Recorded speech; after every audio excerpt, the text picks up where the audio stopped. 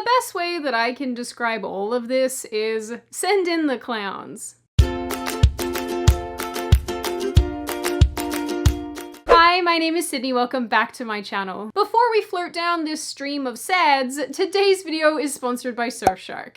So yay. I know that lately I've been talking about a lot of feminist-y kind of topics, and I do promise that after this video, I will in fact move on to other things. Wouldn't want you guys to get bored. But today we're going to talk about Joe Biden and the overall hypocrisy and double standards of the Me Too movement. Because if there was ever a question that the movement has devolved into a partisan political weapon, it's been best answered by the sexual assault and sexual harassment allegations against Joe Biden. So welcome to hell. I'll be your host. My name is Sydney Watson. Please keep your arms and legs in the gondola at all times. No flash photography, and all crying must be kept till the end. Now, for those of you who don't know or just don't care, which, just by the way, I don't really blame you, Joe Biden was a senator, then became Obama's vice president, and now he's more than likely going to be the Democratic presidential nominee.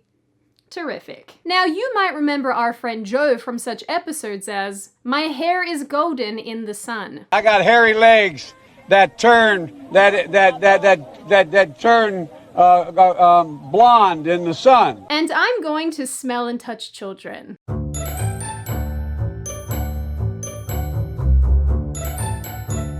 I bet you're as bright as you're good looking, I tell you. Ah yes, because nothing says I'm friends with the Clintons quite like feeling up children. Over the last number of years, Joe Biden has been accused by 8 different women of sexual harassment and sexual assault. Now, the majority of them said that he either touched them in a way that was inappropriate and uncomfortable, or he invaded their personal space. As you've just seen, there is plenty of evidence across the internet where we've seen videos and photos of Biden trying to touch young women and girls by smelling their hair or kissing them, and so on. Personally, I can't watch any of it because it gives me terrible secondhand embarrassment. Please stop. One of the women who is accusing Biden of sexual assault is called Tara Reade, and she actually worked for him as a staffer in the 90s. In 1993, in addition to saying that he sexually harassed her, she also alleges that he pushed her against a wall, forced her legs open with his knee, and then proceeded to digitally penetrate her, which means he used his fingers. By her account, when she proceeded to complain about the event, she was fired. Oh my God, I can't believe it! Since making these claims, several of Reade's friends and family, including her brother and an ex-neighbor, have come forward to corroborate her story. And in the last week, a video has surfaced showing a woman, who appears to be Reade's late mother, calling into a CNN cable show asking for advice for her daughter. Yes, hello. I'm wondering what a staffer would do besides go to the press in Washington. My daughter has just left there after working for a prominent senator and could not get through with her problems at all. And the only thing she could have done was go to the press, and she chose not to do it out of respect for him. Or she had a story to tell, but out of respect for the person she worked for, she didn't tell it. That's true. I mean, besides the obvious, all I'm really getting from this is that Larry King and I have the same style of glasses. What can I say? I'm a fashion icon. Now, Reade confirmed in a tweet that this is apparently her mother's voice, and records do confirm that her mother did live in the same area in California during the time of the call. But because the internet is a cesspool full of critical wannabe detectives, a bunch of people have in fact rightly pointed out that the call doesn't mention sexual harassment or assault, it doesn't name the senator, and it certainly doesn't give the name of the daughter in question. Following on from this as well, allegedly this episode has been deleted from Google Play, and some people have said that it's just no longer accessible. I don't know about you, but that's not shady at all. As of filming this video, according to One American News Network, DC police have changed the status of Tara Reade's complaint from active to inactive. Yeah, so there's that. So yeah, you know, I guess that protecting potential victims is a little inconvenient sometimes. But you know what's not inconvenient to protect?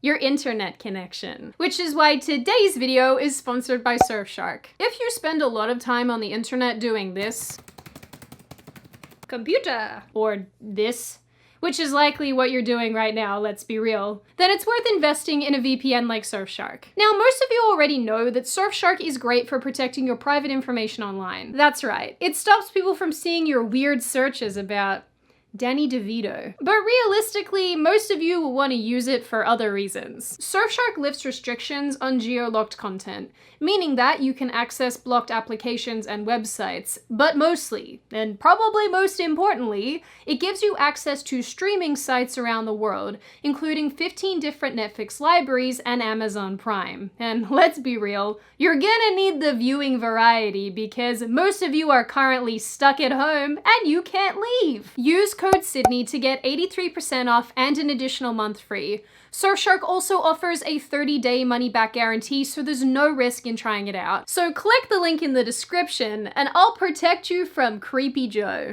So that about summarizes all the major things you need to know about this story to date. But here's why all of this matters. I would say a huge majority of us free-thinking folk have felt that the Me Too movement and Believe Women has been forced upon us. No, you can keep that. I don't consent. These movements were designed not only to bring down predators like Harvey Weinstein, but also help women be believed when they speak up about abuse. Nice concept. No complaints. Now, if only we could apply that to male victims too. We don't have time for that right now. I'm glad no one's counting how much fun you've killed, because you'd be in jail. But as the saying goes, the road to hell is paved with good intentions, which should give you some comfort, because you're currently in a hell gondola with me. As a result, it did not take long before these women's movements were taken over by crazy people and weaponized for political gain. Two notable examples of these kinds of accusations are by E. Jean Carroll, who accused Donald Trump of raping her in the 90s in a dressing room, who basically used the media coverage to sell her new book about the incident. Talk about making money off of someone else's back, I mean. Sheesh. If you're interested, this is what she looks like. She has Karen hair, which is now a slur. Just so you're aware. My God, you cannot make this stuff up. The other example that almost all of you will remember because it was flogged by the media involves Supreme Justice Brett Kavanaugh and the accusations of sexual harassment or sexual assault by Christine Blasey Ford. I don't know what to tell you guys, it was a total shirt show. Yes, you heard that correctly, a shirt show, because we don't swear on this channel. We just offend everyone instead. Now, for all intents and purposes, the Kavanaugh case lacked any significant evidence. Kavanaugh himself was subjected to intense biased coverage from media outlets, who continued to run unfounded and illegitimate stories about him until after the whole situation had been put to bed. The entire situation just obliterated due process and the rule of law, and the entire media circus was just totally out of control. But there are a lot of parallels when it comes to these two cases and the Biden-Reade story. You have an accusation, you have no witnesses, a denial, and then usually what follows on is a complete trial by media. Unless, of course, you're a Democrat, in which case you just get crickets that hopefully Biden won't spend any time trying to smell. The response towards Biden from the left, the media, and the Democrats has been radically different to the treatment of Kavanaugh and Trump. For starters, there has been a complete lack of any significant or substantial media coverage. And when there is coverage, it's almost like these outlets are begrudgingly covering the story, and the way that they're framing it is so tame in comparison to the things that they wrote about Brett Kavanaugh, for example. The New York Times in 2019, for example, published a story citing claims that Kavanaugh sexually harassed another student at a party, but failed to mention that that student in question doesn't even remember the event. What? When covering Biden, however, in an article, they said that there was no pattern of sexual misconduct from Mr. Biden, while simultaneously outlining all the ways in which he made women feel uncomfortable. What? CNN, the same outlet that has allegedly written 700 stories about Kavanaugh, just by the way, has a contributor named Joan Walsh, who wrote in September 2018 the heart-wrenching trauma of Christine Blasey Ford and the Brett Kavanaugh hearings. On April 15 of this year, 2020, Joan Walsh wrote the troublesome Tara Reade story, which concluded that her allegation against Joe Biden doesn't stand up to close scrutiny. What? When Nevada politician Lucy Flores said that Biden inappropriately sniffed her and touched her at a rally in 2014, she was absolutely ripped to shreds by The View. Joe Biden put his hands on my shoulders, get up very close to me from behind, lean in, smell my hair, and then plant a slow kiss on the top of my head. Now, should she have spoken to him about this before she went on television about it? And Joe is a hands-on kind of guy. Imagine just for a second that a Republican had said, Trump, you know, he's a hands-on kind of guy. Oh, really? Straight to the gulag. But it would have been nice if she had turned to him and said, you know what, Jay? I don't really like this. Please don't do this. Or, not, Mr. Vice President, I'm not really comfortable with that. Something, because he's standing right there. No, it's hard to say to somebody who's sniffing your hair. No, it's not. If somebody touches you inappropriately. But it was. Mocking victims. Very cool, very fresh. The View has yet to comment on Tara Reade, but you get the idea. And these examples just go on and on and on. Now, obviously, when other voices have commented on Tara Reade, they've either thrown their support behind Biden, or they've downplayed her story, or denied it altogether, including very vocal Me Too voices like Alyssa Milano, who now is suddenly in favor of due process. You're late to the party, but nice work, Alyssa. The same people who spent the better part of 2019 ramming down our throats that Brett Kavanaugh is guilty of sexual assault, that we should believe women's stories without evidence or proof, that due process doesn't matter, are suddenly the same people suggesting that maybe, just maybe, people do lie after all. Did we enter the Twilight Zone? Did these people just wake up from a coma of stupids? Might I direct your attention to a woman called Hillary Clinton, who can prove that point forever. To make matters worse, Time's Up, which is an organization that helps sexual assault victims, said that they wouldn't work with Reade after she reached out for help because of its non-profit status and Biden's presidential run. Like, you can't make this stuff up. It makes me crazy. These people and organizations who have said since forever that they care so deeply about women's rights, when push comes to shove, they don't care at all. So the lesson that we learnt here is, don't get assaulted by a Democrat, guys, because no one's coming to save you. At least now on some level we can understand how male victims feel all the time. You are very determined to make this point, aren't you?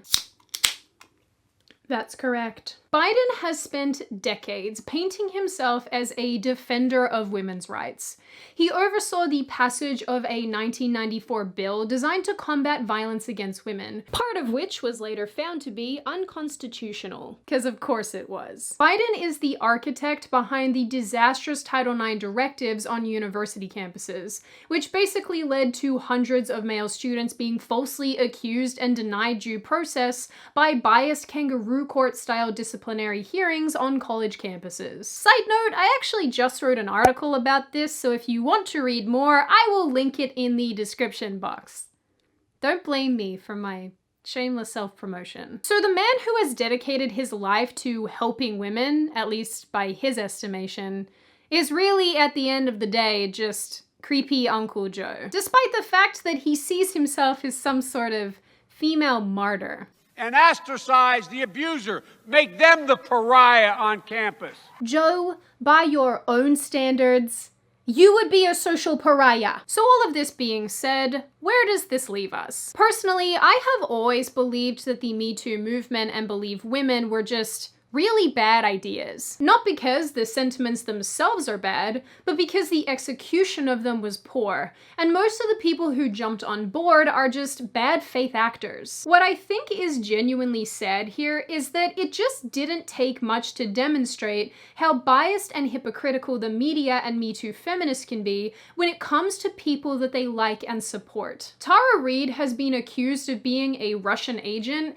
and she's been completely dragged through the mud. But none of this should really come as a shock to any of us if you consider the fact that the Me Too movement is the same movement that refused to condemn Amber Heard and support Johnny Depp. In my opinion, the Me Too movement has always been hugely hypocritical, and at the moment it seems like it's much better at hiding abuse than uncovering it. The fact is, whether or not we believe or don't believe Tara Reade should really come down to facts and evidence, and due process, which gets left out of this conversation quite a bit. While I certainly empathize with her, I feel the exact same way towards her unproven allegations as I did towards Christine Blasey Ford's unproven allegations. I'm not convinced just because you say so, and this video is absolutely not me making a case for her. I'm just really trying to point out the double standard and the hypocrisy of the Me Too movement and the Joe Biden camp. And at the end of the day, I firmly suggest they try changing their slogan from Believe Women to the more accurate Believe Some Women. Now, before I open the floor to all of you, this is just a reminder that you can download Surfshark VPN using the link in the description box. When you do, you'll receive 83% off and an additional month free. So hell yeah. Now I open the floor to you. What do you all think? Is there a double standard actually happening here? Is Joe Biden being held to different standards? Is the Me Too movement incredibly full of hypocrisy? And what do you generally make of this topic overall? As always, if you like the video, hit subscribe and the thumbs up button. If you want to leave a comment, feel free to do so. Just be respectful about it. And I will see you guys next time.